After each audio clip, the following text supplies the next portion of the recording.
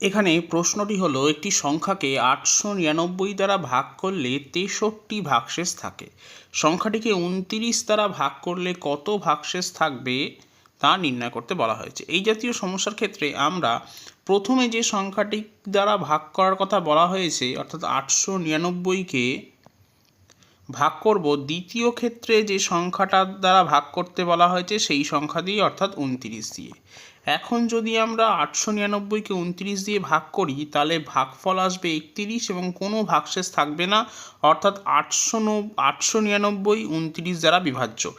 এই ক্ষেত্রে আমরা জাস্ট এই 63কে 29 দ্বারা ভাগ করব এবং ভাগ করে যে ভাগশেষটা পাবো সেটাই হবে আমার উত্তর।